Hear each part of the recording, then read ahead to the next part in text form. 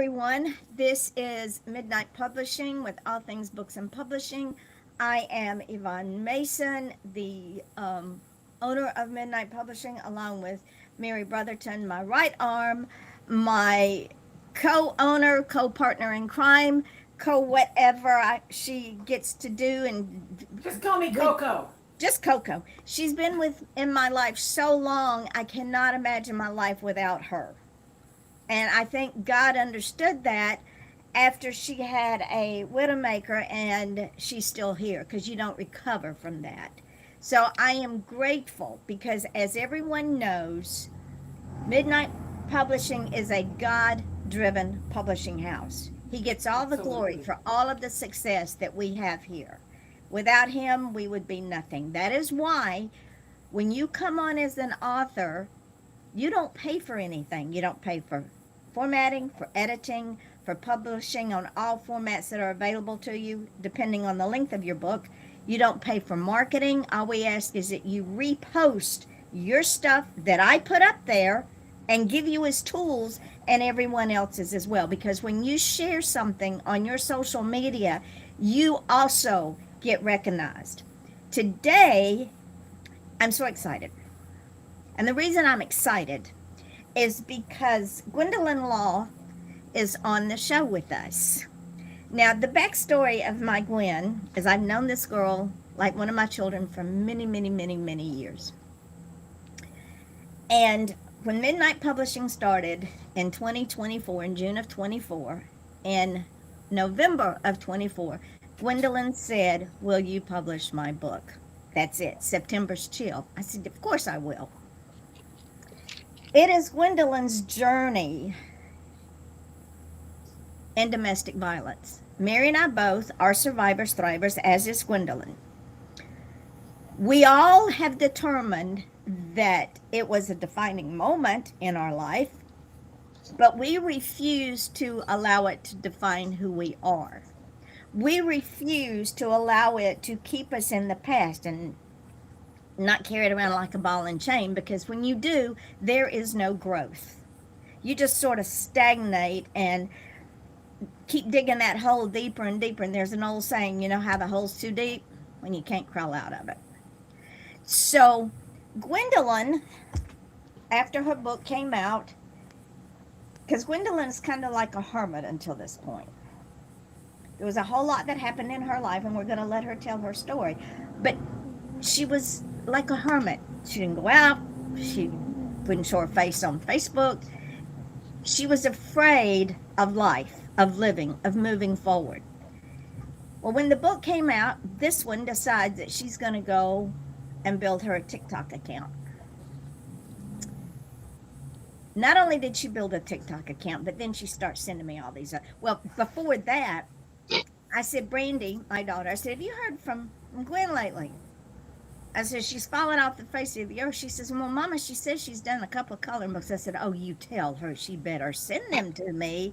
Who does she think she is? You don't write one book, then just drop off the face of my earth. I was a bounty hunter. I will hunt you down and drag you back." So after the coloring book, she sent Fractured Soul, which is a book of poetry. She sent Diary of an Emerging Queen, which is a It journal. ain't right. And now she's working on two more. So four more. She's working on four more. So Oh, understand. what do you think you are, Mary Brotherton? So understand, ladies and gentlemen, for her to build a TikTok account and still hide her face on TikTok, except when she get a wild hair and do lives, she was still hiding. So after I went on her live, I said, "Oh, honey child, guess what? You're coming on this podcast." She goes, I said, "Oh, no, no, no, no, no. You don't understand. It's conversation among three friends. If you can go on TikTok, you come. Fair's fair. Fair is fair." And now, Yeah. ladies and gentlemen, I sort of scared her to death yesterday when I told her the views that we have on YouTube. We've had the YouTube account since July of 2009. That's a lot of years. And Mary and I were playing around yesterday, and I said, "Let me just go check." Well, I checked again this morning. We are up on the YouTube channel on your TV. It just pops right up there. You don't have to go look for us. We're there in the bar with Jelly Roll and some other people. So, Teddy swims, and just it blows my mind because when I saw it the first time, I thought, oh, that's kind of cool. I saw it the second time when I was talking to you on the phone. I thought, wait a minute, this is more than just cool. Now, the first This is a time I didn't do trend. anything about it. I just saw exactly. it. I just saw it and acknowledged it. The second time, I took a screenshot and I shared it with Yvonne. The third time I saw it was last night when Curtis was watching his YouTube, and I'm like, whoa. But then I know about how computers cache memory and things like that, and I thought, okay, well, maybe it's because I watch so much midnight publishing stuff. Maybe you know how your phone hears you and Yeah. you say, oh, I need a new pair of shoes. Next thing you know, you got shoe shopping all over the thing. So I thought maybe. But then when I saw that it happened to Gwen, I'm like, oh, this is not a coincidence. Now, This is Gwen not went just. looking after y'all posted that. well, ladies and gentlemen, let me tell you the numbers on the analytics from 2009 to this morning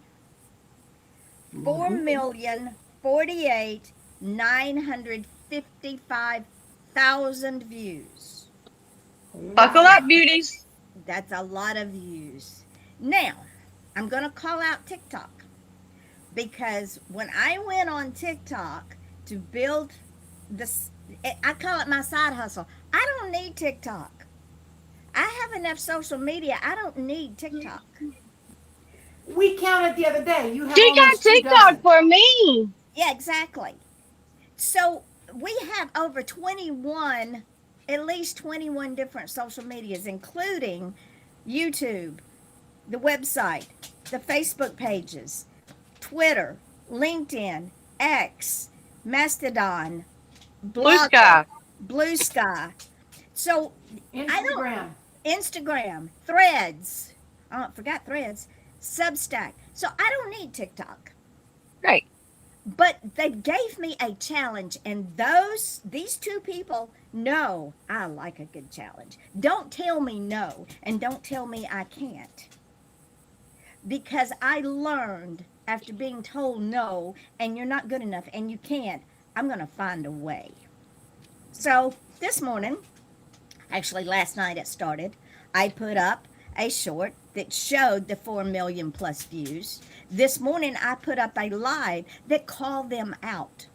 I'm good enough to have 4 million views on YouTube, which is now on the TV, but I'm not good enough to do a live on your TikTok. Au contraire. You Please. going for that? You will do TikTok it do in spite occasionally of. do special circumstances, and I think you might fall under one of those if they pay attention. Well, I'm still under review for the umpteenth time. I'm under review. So we will see. Because I'm going to keep calling them out because I'm stubborn, hard headed, and I'm Scotch Yeah. Irish. What do you expect? I work too hard being told you're not good enough. You'll never make it happen. You don't know what you're doing.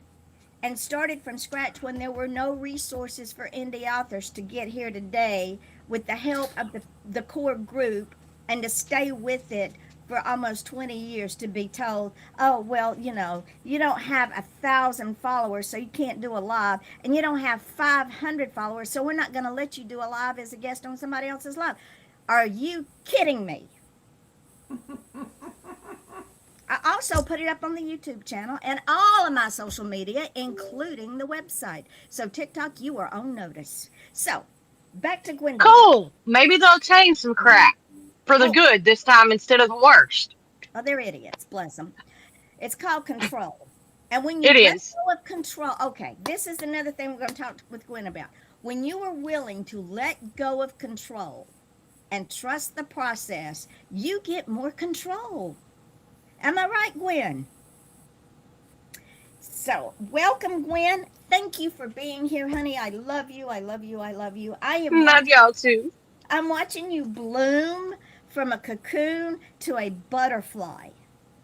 So tell your story. How did you get here? Oh, good Lord. I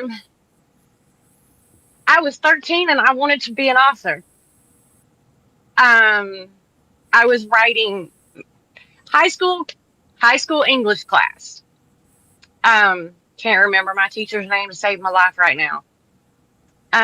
But we had a poetry and a journaling session in our language arts class. I think that's what y'all call it now. We had to do poetry. We had to journal in a journal. We turned some of the journals into poetry. Um, and during that, I excelled at it. I kept coming home with A's. I kept coming home with nice little comments. And my mom and my teacher took one of the poems that I wrote and they submitted it to National Poet Society or something like that. That they do for students in school. And you can do otherwise. I mean, it can be nominated otherwise too, but that's how a lot of that happens. But my teacher thought I was good enough. So between her and Mama, they got me to fill out the information. And then Mama sent it in. And I had a poem published in high school. Nice. When I got out of high school, I was in a relationship. I graduated high school pregnant. My child did not make it. Um, I married the dad. I got isolated from my family, was moved 2.5 hours south. Um, and the crazy started. And when I say the crazy started, it was little things. Part of me being a hermit comes from that time. Part of it is just me. Um, I grew up an only child for all intents and purposes, even though I had stepbrothers and stuff. I am my mom's only birth given child. So I was an only. I was, my dad had, about the time I started writing poetry, I started getting siblings on my dad's side. Um, so I have two half brothers, half sister, four stepbrothers, if I count the ones that I want to keep from divorces. Um, I got into that relationship because my grandmother got sick. My mama left me at home when I was 17 years old to go take care of her mama. Um, I was That word. yeah, that word, vulnerable. And if it don't come out right, it just don't. Um, so I was an easy target because I was feeling left alone and abandoned, and I really, I was, but I wasn't because I had to call in every day. I had to check in with my mom. I had the option to go with her or stay where I was and not have to change schools, not have to worry about changing where I was working because at 15 I went to work. Um, but during high school when I was dating the dude, it wasn't so bad. Um, Everything was, the honeymoon phase. Um, Yeah. Before we got married, I mean, I graduated, we were engaged. I was found out I was pregnant right around the time I graduated. Everything was, dreams of a young 18-year-old kid. When I was right after I turned 19, I lost my child. We had gone swimming at Lake Lanier. Coming back, we had a flat. Got moved off the side of the road. When we went to take off after the flat was changed, we hit a hole and I had my seatbelt on. And I ended up having to go to the emergency room and they put me on bed rest. Was supposed to stay on bed rest until they told me differently. That meant do not take any long rides. Don't do any heavy lifting. Stay in the bed unless you got to get something to eat or go to the bathroom. That was my instructions. He was there. I ended up taking a 2.5 hour ride to see his mom in jail because he wouldn't shut up. And I lost my child on that trip.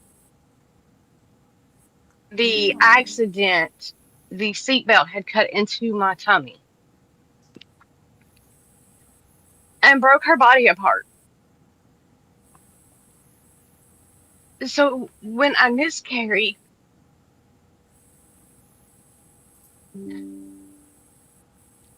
she came out as clumps from where her body had broken apart during the accident.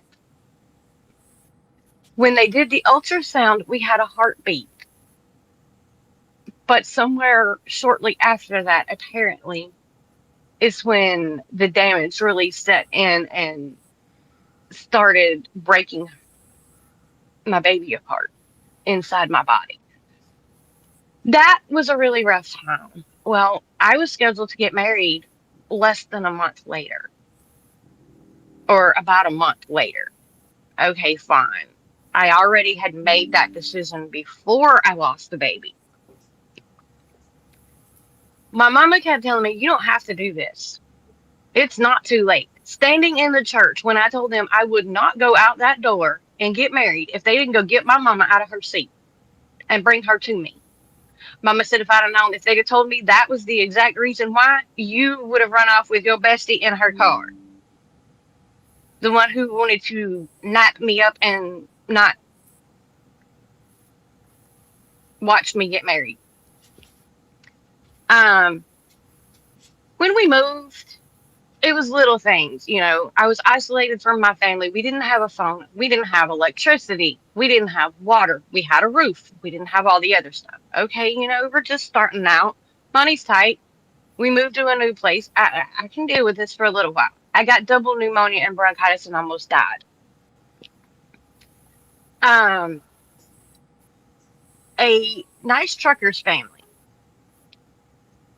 helped get heat and electricity for me and my medicines.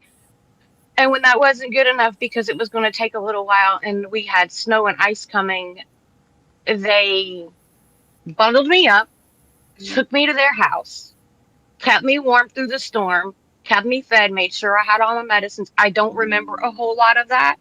Like, I remember going to their house. I don't remember much about being there. I was running high fevers and everything else. So I do remember one of her children said, Mom, is she going to be okay?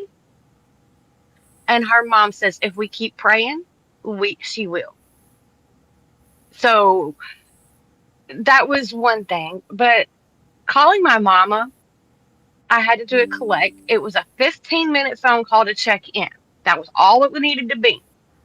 45-minute conversation because everything she said had to be repeated. Back when we had payphones. Everything was okay. Other than that, I dealt with it. He took a letter that my dad had sent me and he opened it without permission. My dad asked me about it and I'm like, what letter? And he's like, you should have a letter. You need to ask whoever checked it, if somebody else might have seen it. He pulled it out of his back pocket, opened, and I looked at him and said, you committed a federal offense. And he said, but you're my wife. I said, it doesn't matter. Your name's not on that envelope. It's a federal offense for you to touch my mail. I don't care if we're married or not. You don't have my permission. And from there, it seems like everything went downhill. Then he started exposing me to friends of his, if you want to call them that. And I had a real issue with the dude. His treatment of his wife. We went over to their house to have dinner one night, and being raised the way I was, you offer to help. You try, if you're That's just the way mama taught me. Um, that don't mean I always do it now. It just means I was taught that way and I tried that way. And I was told to sit my skinny little ass right back down on that couch. You don't go in my kitchen. I turned around and looked at the dude and said, "Excuse you? You don't talk to me that way."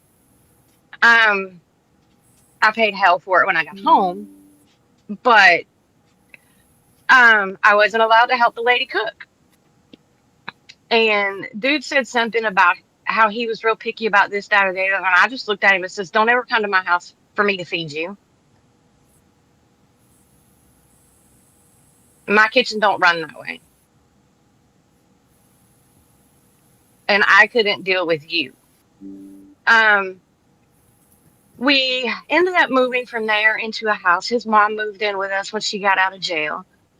And I don't, I really don't know what happened to set him off the day that everything escalated from just pulling me away from everybody and isolating me to starting to give me degrading comments about how you're not this or you need to do this or whatever. And I was grieving. I didn't care if I lived or died at that point, um, for several years. I lost my child, and if I couldn't do the one thing my body was actually created to do, then what good was I? So that didn't help with all the abusive language or insults or whatever. But one night, I don't know exactly what it was. I said something. We were in the kitchen and he went off on me. And next thing I know, I'm on the floor and my head's getting banged. I'm getting done like this and my head's banging on the concrete floor. And I ended up with a concussion that I didn't get treated because I wasn't allowed to go to the hospital. From there, I started a plan in my head and I did not share it with anybody, including my mother. I was on the phone with her one day after that and she said, "What is wrong with you? You just don't sound right." And I'm like, "I can't talk about it." And she's like, "Do I need to send daddy with the pew pew?" And I'm like, "Maybe send daddy, but don't bring the pew pew. That'll escalate things." And she understood what I was saying was that I got issues. I had to start sleeping with a sharp object under my bed, under the mattress on my side of the bed, because he didn't understand what no meant. And I understood that just because I was married, if I said no, that meant no, it didn't matter. He had a sharp object up against his very private part. And I told him if he tried that again, he'd be without it. I wasn't afraid to go Lorena Bobbitt on him. Good for you. My mama planned my escape for me with, and I didn't know that's what she was doing, but she was planning it. Um, I wasn't allowed to go anywhere by myself. If I went, his mama had to go if he couldn't go. His mother told me it was my fault he hit me, and I told her she was part of the damn problem because she allowed that in her house did not mean I was going to allow that. Just because she thought that's what she deserved did not mean that's what I thought I deserved. Um, I was very outspoken about it. But I grew up, my grandmother and my grandfather separated because he was abusive and an alcoholic. So I grew up knowing I didn't have to live with that. My mama's best friend was married to an abusive man.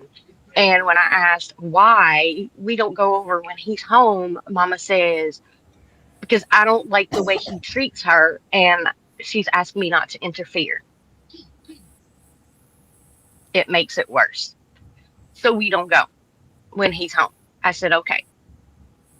I was young. I didn't quite understand the implications.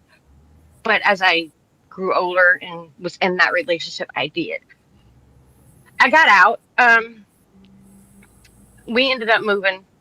5 minutes from my grandmother because my grandmother was bedridden and had just lost my grandfather, and my mama needed help.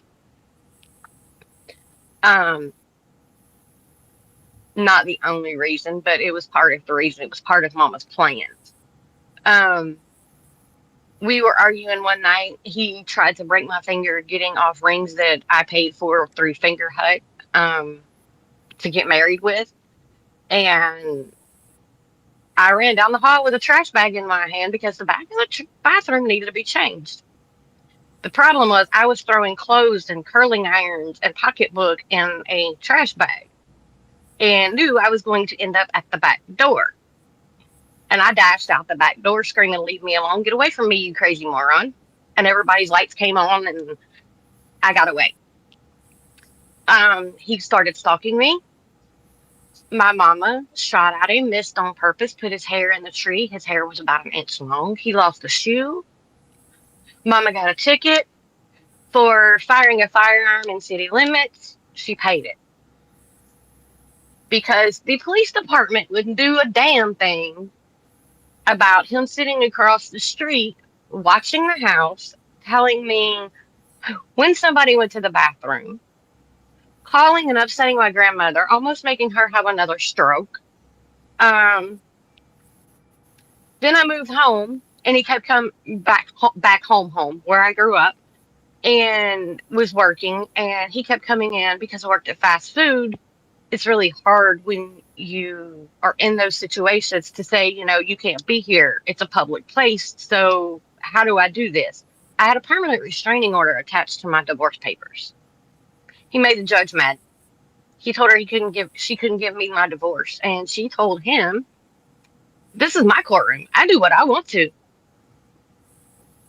And she added a permanent restraining order against him for me and told him if she found him in her courtroom bothering me again, she put him 6 feet under the jail. Whoa. Right. I got a good judge. I had a good lawyer. He didn't have one at all, and that was on him. He had the same options I did to go find a lawyer. And That my grandmother, except my grandmother wasn't paying for his. And he had a fool for a client. Yes. Uh-huh. He had a fool for a client. He thought that when he told her he didn't want a divorce, I wouldn't be able to get one. Huh. He didn't read the entire law for that. He was just going with what he was told, apparently. So got my divorce, moved home, ended up with a stalking warrant in Jackson County. Had him arrested. Haven't heard from him since. Heard from the GBI. They followed me around for a while to make sure I was safe because he had been locked up and escaped. When I looked it up to find out if he was still in jail, because they sentenced him to 25 years for 9 counts, 9 different counts of napping and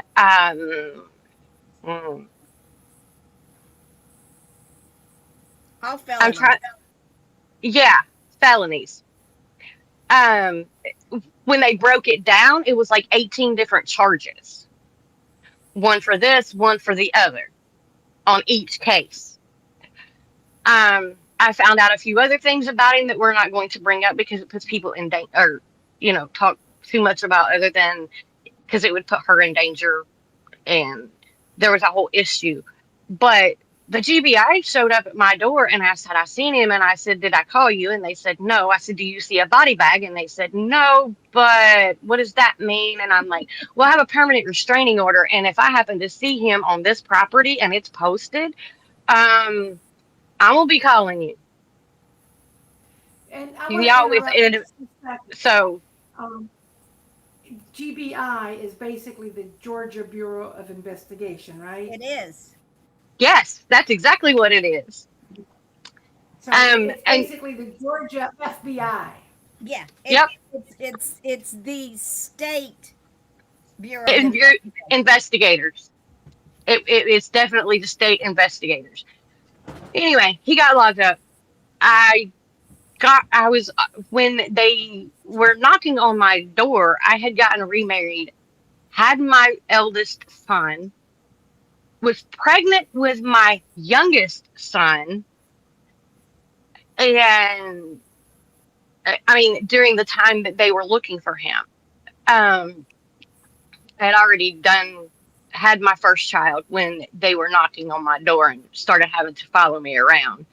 And then separated, got back together, had another baby. When I had my youngest, I the placenta tore loose and I hemorrhaged. My blood count went from 14 to 6 in 2 hours. They were giving me medicine to prep me for surgery, and the doctor said something about transfusion. I sat straight up in the bed and said, "No transfusion or I'll sue," and I laid right back down and passed out. So my Oh, mama thought. I did lay back down. I mean, I did go back down and I could still hear what they were saying, but I couldn't respond anymore. It was the medicine was really starting to. But I heard my mama say, "She don't know what she's saying. You don't give her that medicine." And he says, "There ain't no way I can give that woman a transfusion. It would be malpractice. It would be against her wishes, and she can turn around and sue me, the hospital, and you." She won't sue me. I'm her mama. He said, "I've seen it happen. It's not happening. I will do my best to save her, but that is all I can tell you. I'm still here, so he did his job." thank you, Um, doctor. right? But laying on that table when they were doing the emergency surgery, I can't say that my heart stopped. I can say I took a nice little walk toward a light, got one foot over, and was picking the other foot up and saw my grandmother. And she said, "You have to go back. Your job's not done yet. You're not doing Thank, this to my child." thank you for the chill bumps. So I'm still here. That was when I decided that it doesn't matter what I wanted, if I wanted to live or not. Um, it was not going to be my choice. I did not get to make that decision. Um, I had, during all of that, I had attempted um, crazy things, trying to take myself out. Um, Through all of that, though, it was my mother who recognized the PTSD symptoms and triggers and started helping me learn to rewire my brain. And I say that because in that situation, I thought, you know, well, if I can't do this, what good am I? I'm useless. I'm worthless. I know I'm smart. I know I can get through this, but at the same time, you've got this war going on in your head. What you were You had been raised programmed. right. Programming was not working properly. Um, he told me it was my fault our daughter died, and I told him it was both of our faults, and he was just as much at fault as I was. But if he wanted to continue to blame me, he could have all the blame because he was the one that was driving. He was the one that talked me into going to the lake when I wasn't even supposed to be going swimming. Um, or whatever. So, we got into a fight. That was the first time I got hit. Second time I got hit. That was the second time. That was after I hit my head and got the concussion. Third time round, I already had my plan. I had already, all I had to do was call and say, put it in motion. So we did all that. Um, my family, y'all. Oh, my goodies are here. Um, Your goodies? I went shopping. My goodies are here. Anyway, in all that, I was taught at 10 years old, I had to go to counseling. My daddy got a divorce. It caused a whole issue. I stole something. I had to go to counseling. That was my consequence. Instead of having to go to jail, I had to go to counseling. Um, so I knew a little bit about, counteracting some of that, but it was still hard to reprogram my brain, to rewire it to think differently. And there are still areas where I'm doing that. But I've noticed it works. Um, in my dreams now, my nightmares, I pull safety into the dream. My husband now shows up in those same nightmare dreams. Um, it takes time. It takes healing. It takes acceptance. It takes a lot of prayer. So, Gwendolyn, let me ask you this question, my darling, my sweet child who I adore. What prompted putting the book out there? Because I promise. what I remember that. Yep. I promised my daughter when I lost her, her life would not be in vain. September's Chill started out as a poem um, that I wrote. It was published under my real name.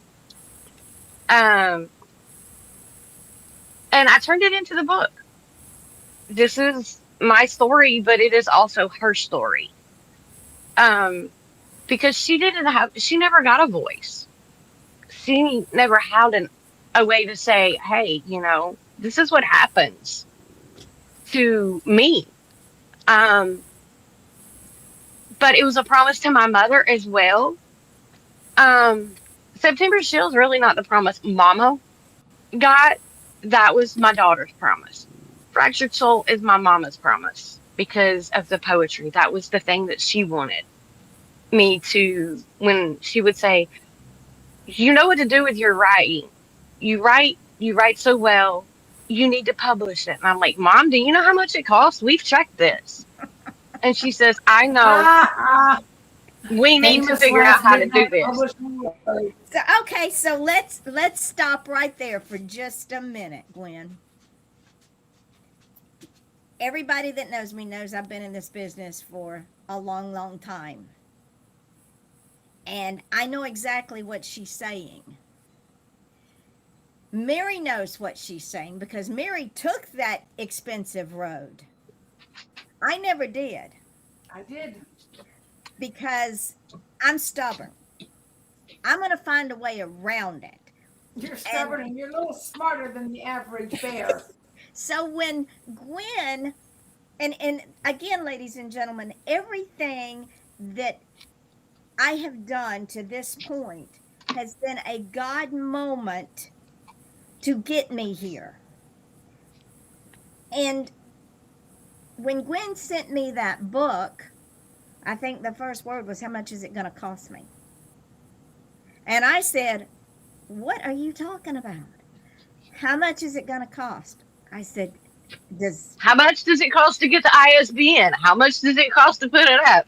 How much is it going to cost I that said, send me the book. I got I this. sent the book? And Now we got a book. and I think that, Gwen, to be perfectly honest, I think when I told you all of that, if I had been in the same room with her, I probably would have had to pick her up off the floor. Because most people do not believe in a friendship, doing things and expecting nothing in return. And the fact that I never expect anything in return from my authors. Never. That is not why I do what I do. I do what I do because if I don't, then God's probably going to take away my gift. And I can't let that happen. So when Gwen sent me that book and I sent her the cover back, if I'd have been in the room with her, I probably would have been wiping tears away for days. My husband did that part for you. Thank you. Because after reading that book tells a story. That book makes the person that's looking at the cover want to pick that book up and understand, why is the sword broken? Why does she have her back facing the cover? Why is she dressed in armor? And why is she looking at a dove? Well, let me tell you why. Number one, the dove is part of her brand because that's her mother. And her mother was her biggest supporter and her biggest advocate and her biggest, okay, shoot 'em up, bang, bang. She didn't care if she went to jail. That's her child. The sword that is broken stands for the battles that she had to fight. And even though she lost the end of the sword that could do the most damage, she never let that sword go because there was still fight in that sword. The Just armor, because it's broke don't mean it won't work. there you go. The armor represents the fact that no matter what happened, she's still standing. That's God's armor. Exactly. And her back to the book means she is Protected. turning her back on the past and moving forward. So when we do book covers here, the book covers stand out. They don't blend in. And there's a meaning behind every book cover. And that was one of the questions I asked Mary when she sent me something she wanted me to put on a book cover. I said, "Are you married to it?" And she said, "What are you talking about and why?" Well, look. And Fractured Soul. I married that one. She married that one, and I agreed to it because it does tell the story. That's her mother. Her mother's her guardian angel. That book cover means something. It makes you want to open that book. It's the only one I married. True, it is. It's the only one she married. But what we put on her, what we try to put on most of her books, if you look at the book cover for Diary of an Emerging Queen, the dove is back on there. That Hmm. is a journaling book. What Gwen did is she took all of her journal entries and put them into a book, and we put lines so that you can go in and do your own journal entries. Now, Gwen, I'm going to ask you something. By putting all these books out, putting your coloring books out, and putting yourself out there, do you agree that this has helped you to heal and move on from the grief and the loss? Because we don't, I'm going to say move forward because we never move on, but to move forward from the grief, the loss, the abandonment issues, the not trusting yourself, the everything is not your fault part of your life, because that's what abusers do. It's a typical abuse syndrome. I wouldn't hit you if you didn't make me. If you didn't make me so mad, I wouldn't smack your head up against the wall. I used to get told that all the time.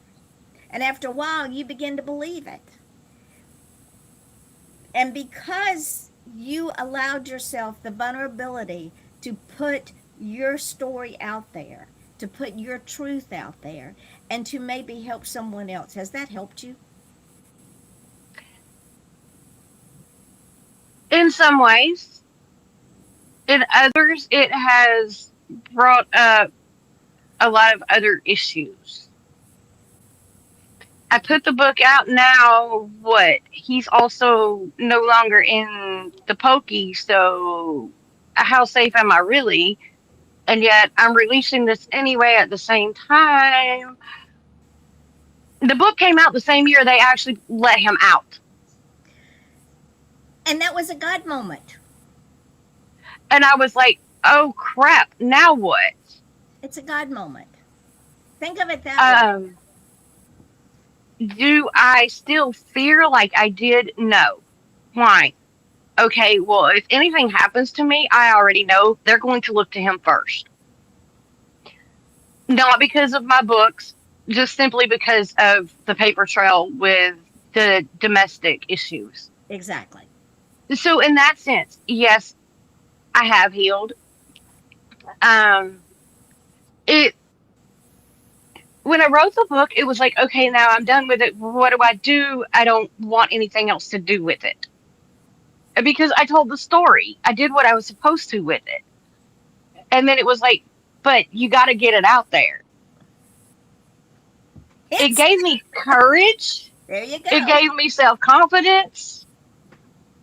And when the first book I held, I cried. And I did it on TikTok Live.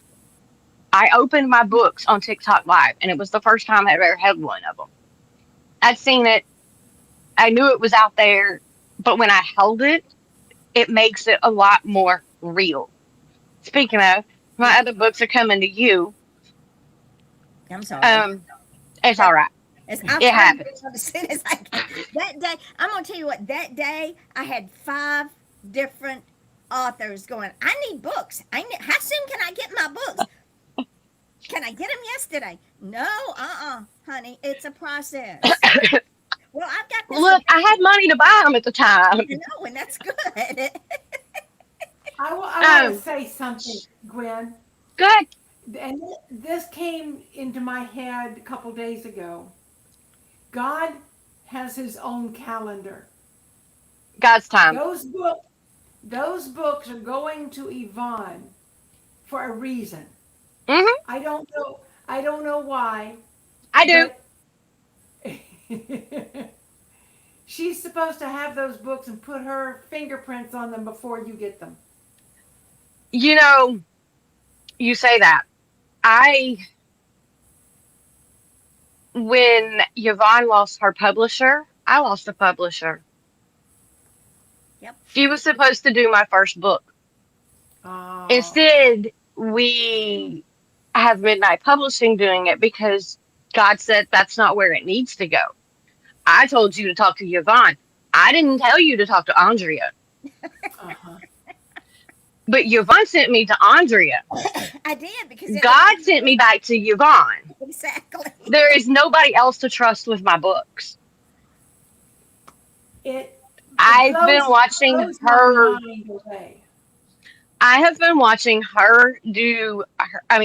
From the outside more than anything, but I've seen her evolve with her books. And the first time that I found out that she was writing books to publish of her own, it intimidated me. I'm sorry. Don't be. That's what I wanted to do. It's more that you were doing what I wanted to do and had set aside because of all that was going on in my life. And I don't remember a lot of that time period in my life after I got out. There's things I just don't remember. There's things that I do remember. My best friend driving me straight to a police department because we were being followed by the idiots. And things like that. I mean, there's those things stand out. But as far as like other things, I don't remember what I did. I don't remember driving home from work most nights. And I would get home and mama would be like, okay, you're safe home. I'm going to bed now. And I'm like, here, just take my keys. Somebody's got to start driving me. I can't do this. And she was like, what do you mean? I'm like, I don't know how I got home. I don't remember driving home. Um, because I would black out. It wasn't safe. So we had to find alternate options. Um, but in writing, it is therapeutic, very much so, because once I put it on the paper, whether it's going out to be published or not, I have released that negative energy. I've released the positive energy around me, yes, but it's on paper. That's where I was at that moment in time. And it's like talking to a best friend when, you tell them and then everything just seems to be, oh, okay. Because it's Well, not bottled down and packed down. And Mary can tell you that's why she wrote from the yeah, balcony. You can't hold it in. And there's a lot of good things in there, like post-it note affirmations, or now you just put them on your phone. But I mean, I didn't have a handheld phone. I had to use a payphone to call home. I had to jump a fence and call mama. Um, but writing journey was different when I started writing the book. I talked about it for years. I've asked you questions over the years of how do you do this? How do you do this? What about this? Um, and that helps. And right before I wrote that book, or during the writing of that book, I bought your book, Pennies from Heaven, and I read it. And then I really started writing, and I popped out 60,000 words in 24 hours. And I was like, now what do I do? Because apparently this is happening. I have that effect on people. Mary will tell you. I have that effect. Okay, Um, this is what I do to people. I'm here. Let's just say I'm here at this level in my life. And sometimes the people that I meet are maybe here. Not that that's a bad thing, but that's their level at the moment. What I have done all of my life is move us on up. I reach down and I find that thing that I know is in them that they don't know yet and pull them up to a higher level that they never thought they could reach. And I do it with encouragement, with positive affirmation, with belief and faith in them, and also, first and foremost, faith in God, because God would not have put them in my life if it had not been for a reason, a season, and a permanent attachment. Yes, ladies and gentlemen, when I collect people, most of them become a permanent attachment. They're my children. Whether they're I 70 like or 55, they become like my children. I can't help it. I started raising kids at 2 years old. What do you expect? So, I want Mary, to I want go to share ahead. something else first. In our chat, we have Bonnie, Clark, and Dar Jajo. Yeah, They're both saying hello and all this, but hi. Dar made a comment that I want to share with y'all because she put it shortly after Gwen mentioned that her ex was out of prison, and she said both set free from their prison, his outside wall prison, and hers from inside hidden mental and emotional prison. I wrote a poem about prison That's powerful. and being my own warden. yep. So, You have a book about that? No, I wrote a she poem. wrote a poem about it, about being her own warden. Well, think about turning that into a novel, honey. Hey, that's a good idea. That would make a great graphic novel. It would. And you know, I love doing graphic novels. I know you do. See, I'm working. I've got at least one, maybe two. I'm working on. I'm working on them up here. I'm not working on them with my fingers yet. I'm not ready for that. so you see, ladies and gentlemen, this is what I do with people that I care about. In the world of the stock market, there are two schools of thought. It's either an investment or liability. The liabilities, you get rid of them because they do not give you anything in return for the investment. People in my life that I choose to keep are an investment. And what they give me in return is they become the best they can be. Not anything they give me for any reason, but I watch them grow. I watch them reach their dreams, their goals. I watch them become the best they can be because at the end of life, I don't want any of these authors or any of the people that I love saying, well, you know, I have a regret. I wish I had done this. I should have done this. I could have done this. I didn't do this. Because when you get to the point in your life where you're on a bed and you can't talk, but all you can do is your mind wanders, it brings all this up. Talk about a prison. That is, yeah, you do. You become a prison in your mind, and you can't do anything about it. So Mommy just said you do a great novel, a great graphic novel. there you go, Gwen.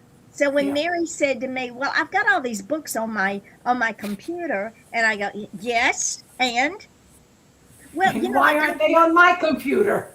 I got to do this, and I got to do that, and I got to stop, just stop." Send I me was like a hamster on a wheel that day. all over the place, squirrel.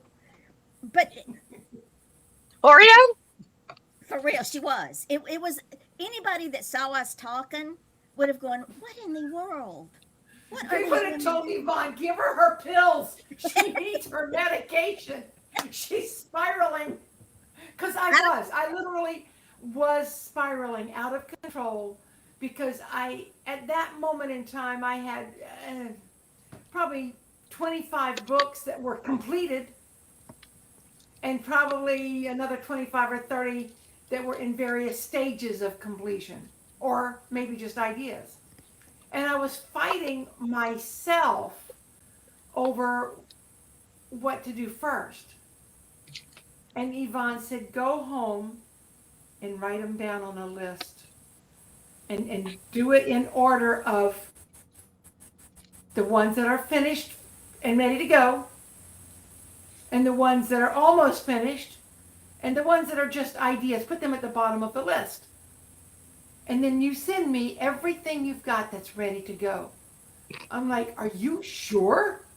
Mary's eyes got this And look. that's how we got 6 children's books done in 2 weeks. I did a coloring book in 48 hours. She did because I said, "Send it to me." Ramonda's extended warranty, 24 hours? about 48. And that's only because John was in the hospital. Ramonda woke me up and she said, come on, I need you to write my book. And I sat down and I wrote all day long. And I had, I think, 14 or 15 chapters. And then I knew it wasn't finished, but I didn't know how to finish it because Ramonda got silent. She just went total darkness. She does. Talk She about had, being ghosted by a ghost. Yep, you sure will. So, yep. so the next day I was talking to Yvonne and she said, you know, John's in the hospital right now having that surgery he's been needing. I'm like, oh, well, that explains a lot. And That explains why she went quiet, right? Yep. she said, what are you talking about? I said, well, you know, Ramonda's been talking to me since yesterday morning. And she said, I'm not surprised. What's going on? So I told her what had happened. And so she filled in some gaps. She filled in some blanks for me that Ramonda had conveniently forgotten, I guess. And later on that day, Yvonne wrote on Facebook, John's out of the hospital, or he's out of the surgery. He's in recovery now. Like that, Ramonda showed up. She says, okay, let's finish. I'm like, where have you been? She said, I was with my daddy. Now she knows, or she's been gone 10 years. She may not know this yet. Some people take a little longer. She could have been in both places at once, but she didn't want to. She wanted to devote her day to her father. And then when he was out of harm's way, she came back. She said, let's finish this book now. So there you go. And it's phenomenal. I just can't get over how well it's doing on Amazon. And the thing Wish it is, would do that well in my pocketbook. when we were, what brought up Ramonda's story is, Mary did Sally's Heart, which is the children's book about the heart donation. And I said, we need to do a story about Ramonda and make it into a graphic novel. Well, the next thing I know, Ramonda goes hopping. We lost Gwen. Goes hopping over to Mary. There she is. She's back. Where'd you go? You disappeared. You disappeared on us. And she starts talking to Mary because she knew that Mary needed to write the book for whatever reason. And ladies and gentlemen, when I tell y'all that Midnight Publishing is God driven, it is God driven. I might have lost both of these women, Mary to heart attack, Gwendolyn to abuse or ill health or whatever. But God has a plan. And God's plan goes millennials out of our spectrum of reasoning. Uh, We Most, can't even comprehend it. most days we can't even plan what's going to happen 5 minutes from now. But with Andrea dying, with my friends at church going, what are we going to do? And me going, I made a commitment to some people. Now I've got to figure this out. I was not going outside of what I trusted because I've already been outside of what I trusted and I don't like it out there. It's scary out there. And it's That's why I stay home. and it's dangerous for the very simple fact that I was in this business before it was a business. I have seen the scammers. I have seen the publishers that say, "Oh yeah, we'll publish your book for free, but you got to buy 1,000 copies. You'll never sell 1,000 copies. Trust me. Been there. Mary's been there. We know what it is. Um, I'll do your book for free, but I'm going to charge you for marketing. I'll do your book for free, but I'm going to charge you for editing. I'll do your book for free, but I will only put it up in paperback. If I have to put it up in Kindle, Audible, or hardback, it's going to cost you a little bit. Runs into thousands. I'm talking thousands and thousands of dollars. Midnight Publishing does not do that because indie authors don't have it. They And barely. unfortunately, so many of us, when we write that first book, we're like, oh, my baby, I need 1,000,000 copies or 500, and you figure out how much you can afford, you buy them, and then you have to sell them. Now what? Where do I go? How do I do this? Because they're not on Amazon. Yeah, And that that's kind of where I go. then if you I need put them on instructions. Amazon, and you have to weigh everything together. And by the time by the time Yvonne had started Midnight Publishing and I got out of my own way, I had published 5 books. 3 of them the hard way. 2 of them were on Amazon, and I did them the hard way too. But the biggest lesson that I had to learn was to trust the process. And we had a conversation about this yesterday. Trusting the process We have a not only lot of those. We do. it just means trusting God. If you can trust God to be the co-pilot of your life, how many people say God is my co-pilot? Or to be the navigator of your life, or the orchestrator, the choreographer, whatever word you want to use. If you can trust God to be in charge, that means you trust the people that God puts in your life, and the people that have the skills and the capacity to help you. One of my hardest won lessons was to realize, okay, it's all right to be a type A personality. It's okay to want perfection. It's okay to seek the best in everything. But that doesn't mean you have to sacrifice everything to get that. The doctor told me yesterday that type A personalities are much more prone to fatal heart attacks than people with lesser intense whatever. Is that because they So stress over all the details? yeah, Exactly. and we don't release it. We don't trust the process. We don't let it go. And when I learned, number one, I can't do it all myself. Number two, it's okay to ask for help. And number three, accept the help the way it's offered. Don't say, I want you to help me publish my book, but you have to do it this way. I want you to help me publish my book, but you can't change any of the words.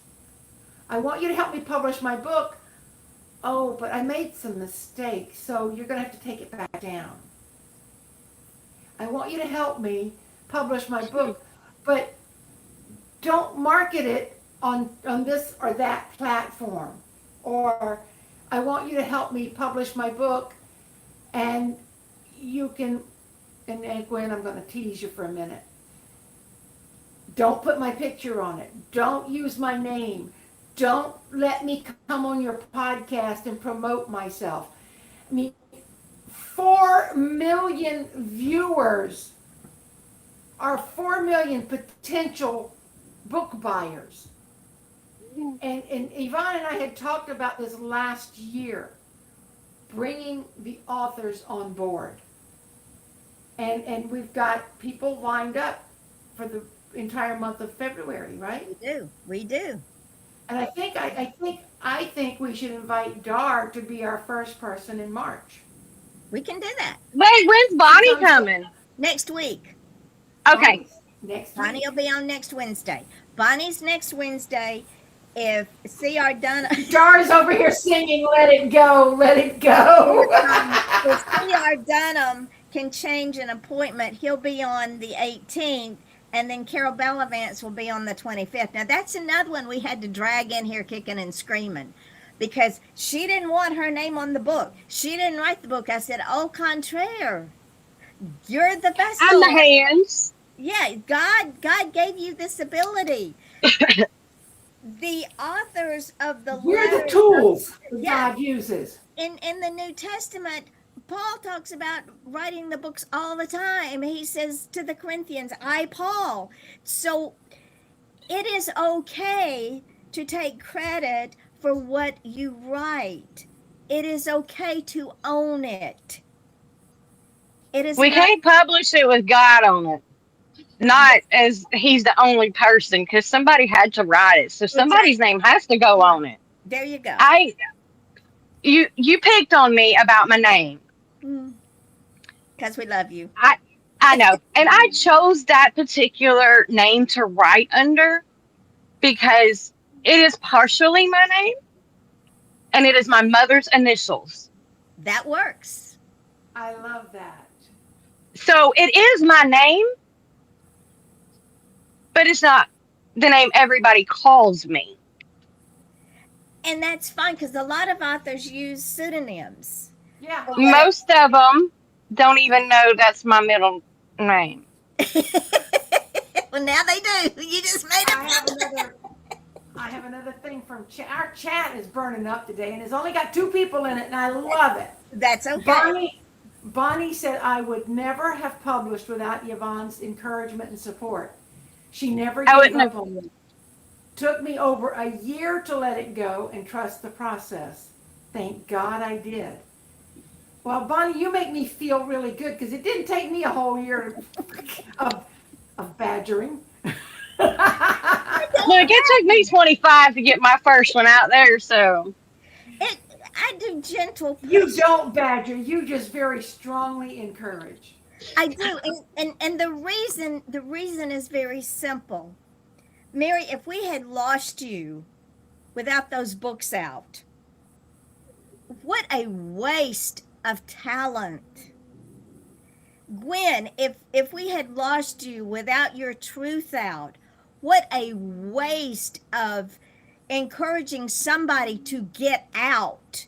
Yes, it is dangerous. I've been there. Mary's been there. It's still your choice. It's still your choice. The last time I got beat up, I almost got killed. And he, like yours, tried to remove my rings and broke my finger. Now I have permanent damage in my entire body because of the abuse. I choose not to live there because I don't live there anymore. Because I live with the results. So do I. But that doesn't define who we are. No. Bonnie said she was gentle with me. This panel of 3. This panel is a panel of 3 strong women. The abuse was a learning process. It was an experience in our life. It is not who we Absolutely. are. Because of the abuse, when I told my mother that with my degree I was becoming a bounty hunter, she goes, "Well, you can get killed." Duh, Mama, did you not remember the 18 years I lived through? I not only survived. Uh, What are they going to Bree, do? walking out my front door, that could happen. Well, what I told her is, I said, "Look, I can get hit by a bus, and if they Uh-huh. kill me, so what? I'll be dead. They go to jail. There's I Right. woke no up. other I way." woke up one morning, and if I had not had trouble breathing so loudly that it woke up my husband, Whoop. I mean, I could have stayed. My grandfather was 57. He died in his sleep from a widowmaker. There you go. Uh-huh. I could have stayed in bed. Thank God my bladder said, no, no, we have to go now. But, I managed to go to the bathroom and pee, but I couldn't get my pants back up. And Curtis looked at me, he goes, get dressed and I'll take you to the hospital. And because I could not physically get my pants on, he dressed me like a baby. And he said, lie back down, I'm calling an ambulance. And the doctor said that if I hadn't come in by ambulance, I probably would not have survived. Number one, you'd have been sitting in the waiting room of the ER until hell froze over. It's froze Anytime, right now. exactly. Anytime you feel like you're having a heart attack or a stroke, get transport, because they Yeah. take you right back in there. And, Because and they can do things for you in that transport, like En route. oxygen or whatever, Right. that you wouldn't get in your family car. They automatically put you on a heart monitor. Yeah. They automatically start doing protocol. So And they know by the time you They get to the automatically give you hospital, an IV so that if they need to, they can give you medications. and they exactly. know by the time you've gotten to that hospital what your situation is. Bonnie just said the verbal abuse from my first husband was debilitating, but it didn't break me. See, another strong woman. Yeah. Now, Mine was such a psychological abuse, and it was so insidious and very subtle. Like with Gwen, separate you. They separate you from yeah, your loved ones, and they control your mind. Dar just said hell frozen.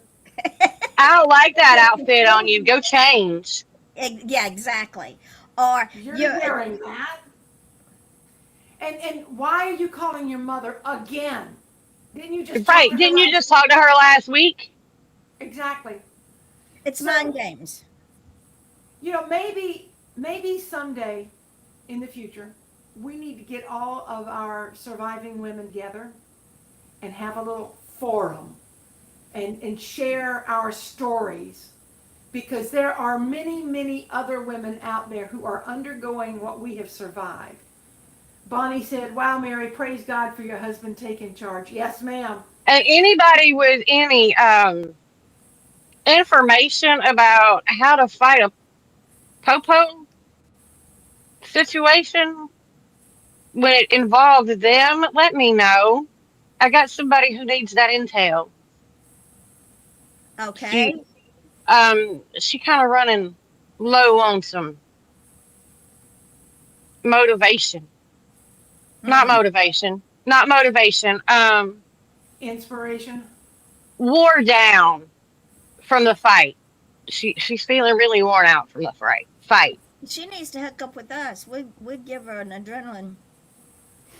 She needs to come tell her story and They let you all right, guys publish it. ladies and gentlemen, Well, she got to be careful with that right now.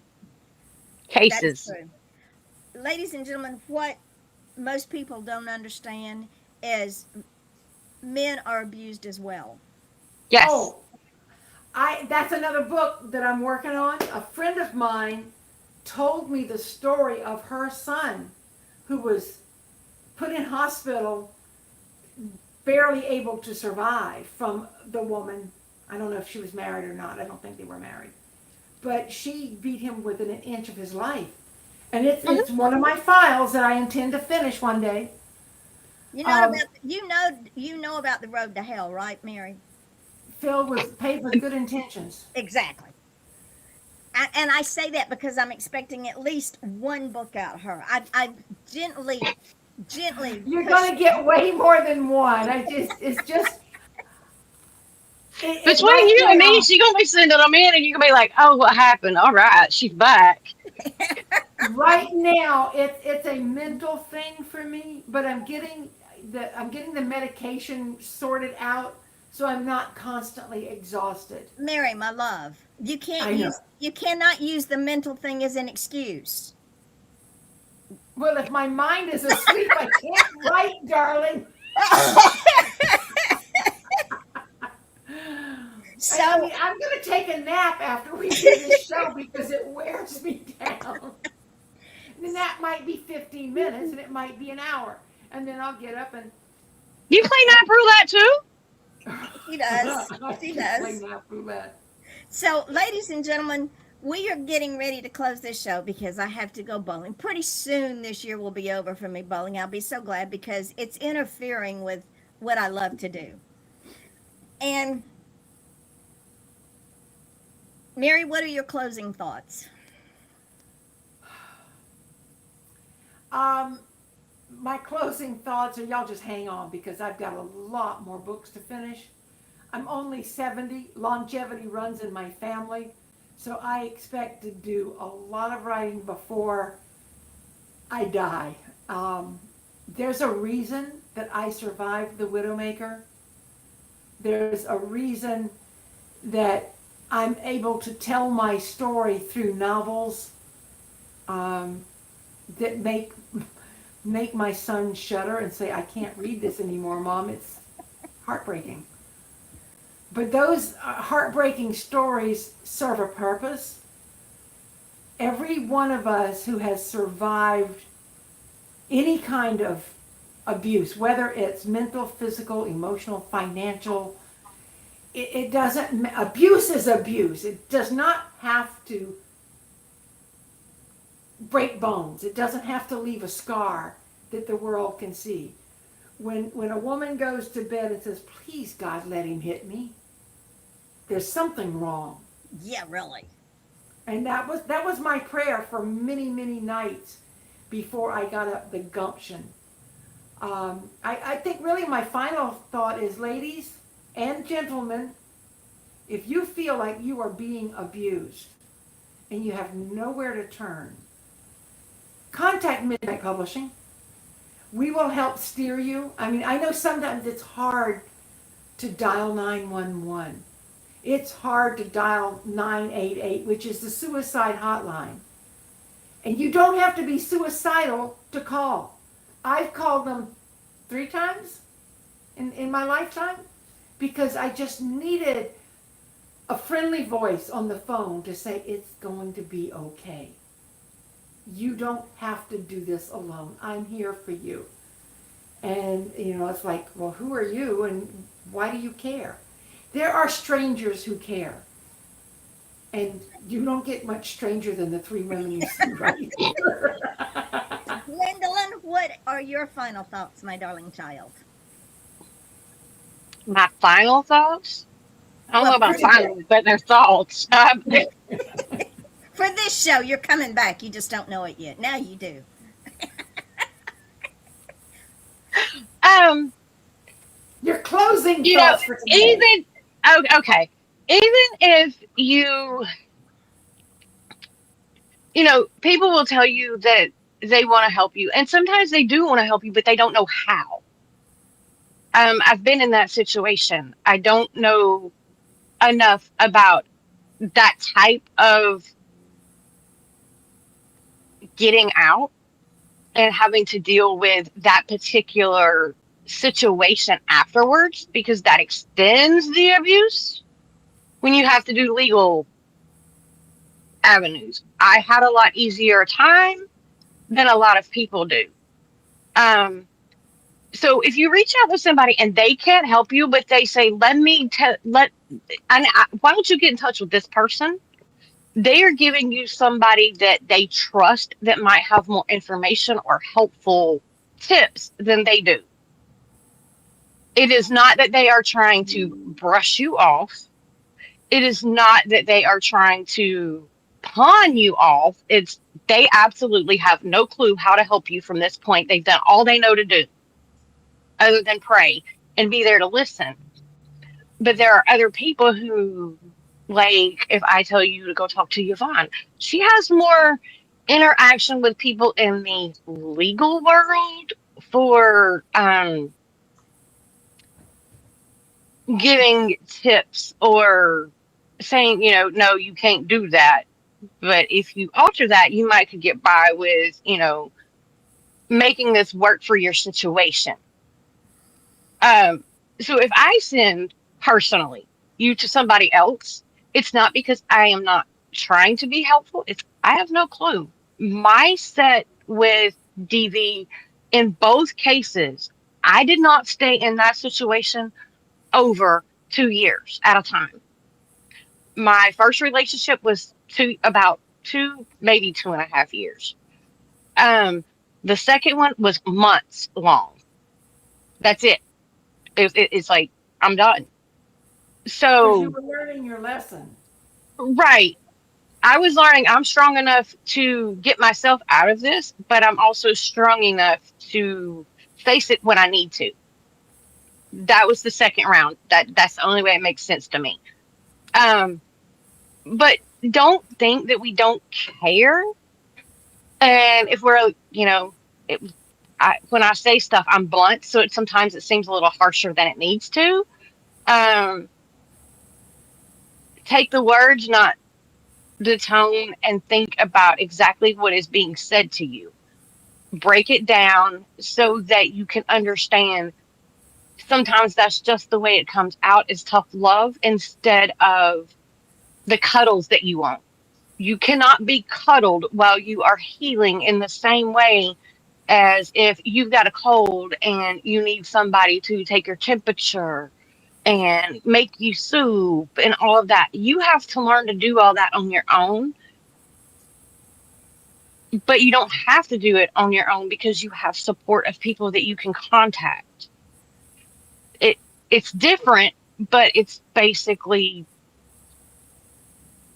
I mean, I'm not a nurse, so I can't give you all the medical terms for whatever might be ailing you. As a domestic survivor, I can't touch on each situation because everybody's is different. Uh, on that statement, I'm going to tell a real quick story and then we got to go because I got to go to town. Years ago, I had You a gonna friend. freeze? I know. I had a friend and she kept whining about the relationship she was in and yada, yada, yada, yada. And she came to the house one afternoon and she was whining and whining and whining and whining. And Jack was sitting where he sat and I was working. And all of a sudden I looked up at her and I said, "You got two choices. You can either shut the hell up and live with it or you can get the hell out. I am not listening to it anymore because you're doing nothing. How deep are you going to dig that hole before you try to climb out of it? So you either shut the hell up or you get the hell out." Yep. She got mad at me for a hot minute, but then she got over it and she got out. These two women will tell you I don't mince words. If I say something, you can bet your ass I have thought about it.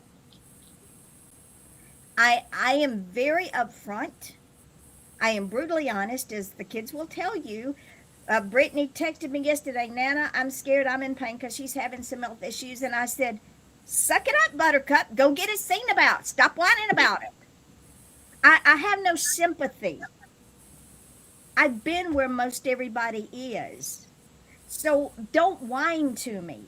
Don't Because, be a victim. right. Because if you're not going to do what you've come to me and ask advice for, then I don't want to talk to you about it anymore. Yes, ma'am. Being a victim is a choice. Exactly.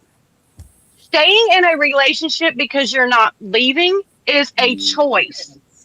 It is your choice whether because that is your choice to make. Nobody can make it for you. I can't come and get you and pull you out of it and expect you to stay out of it if that's not what you want. And also remember this. If you stay, you're probably gonna die. If you get out, you might die.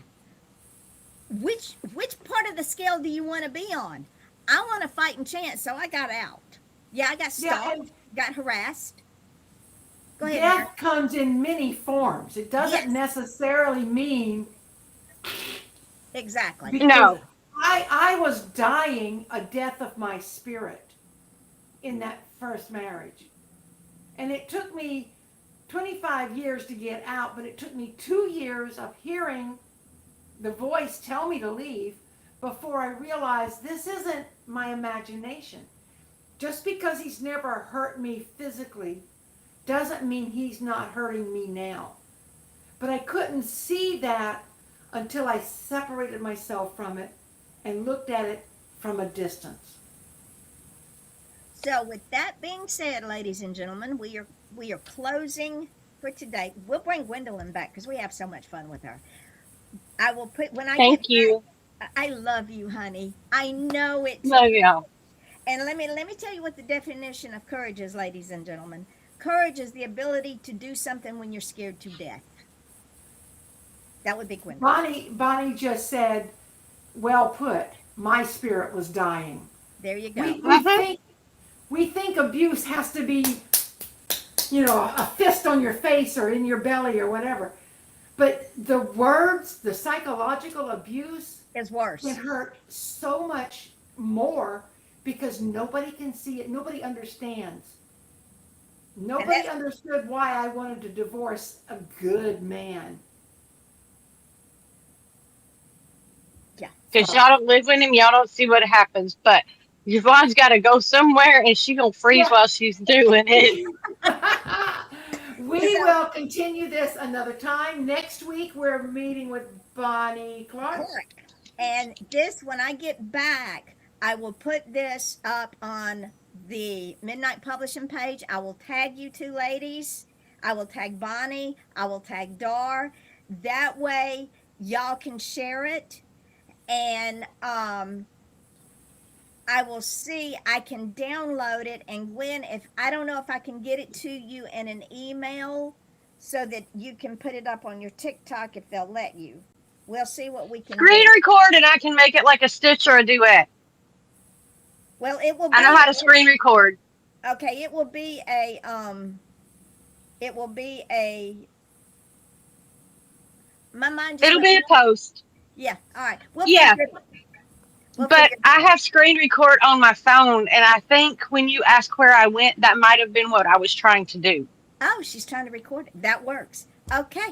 All right. Okay. I love you both. I will talk to Love you you later. both too. Love you. Thank y'all. Thank Bye. you. Bye, Bye. everybody.